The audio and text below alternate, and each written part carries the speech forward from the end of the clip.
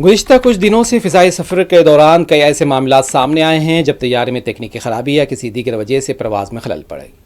اس درمیان مزید 2 ایسے معاملے پیش آئے ہیں جب مسافروں کو فضائی سفر میں خلل پڑنے سے پریشانی جھیلنی پڑی. جہاں ایک طرف ٹوکیو سے دلی آ رہے ایئر انڈیا کے طیارہ میں وقت کی وجہ سے اسے کولکتہ ڈائیورٹ کر دیا گیا، وہیں چنئی سے حیدرآباد کے لیے پرواز کرنے والا طیارہ تکنیکی خرابی کی وجہ سے واپس ہو گیا. اس طیارے میں 165 مسافر سوار تھے. ٹوکیو سے دلی کے لیے اڑان بھرنے والے Air India Boeing 787 Dreamliners طیارے کو کیبن میں دباؤ سے متعلق مسائل کی وجہ سے کل شام احتیاط کے طور پر کولکتہ کے لیے ڈائیورٹ کر دیا گیا تھا. طیارہ محفوظ طور سے کولکتہ میں اترا. دباؤ سے متعلق مسئلے کو فی الحال جانچ کی جا رہی ہے. ایئر انڈیا کے بیان میں کہا گیا ہے کہ مسافروں کو محفوظ طور سے اتار لیا گیا ہے. کولکتہ میں ہمارے گراؤنڈ گیلیکس اس غیر متوقع ڈرائیور زون سے ہونے والی پریشانی کو کم کرنے کے لیے مسافروں کو سبھی ضروری تعاون فراہم کر رہے ہیں.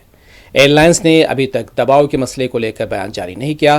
ایئر لائنز کمپنی نے اپنے مسافروں کو ہوئی عدم سہولت کے لیے افسوس کا اظہار کرتے ہوئے مسافروں کو جلد سے جلد دلی پہنچانے کے لیے متبادل انتظام کرنے کی بھی بات کہی ہے.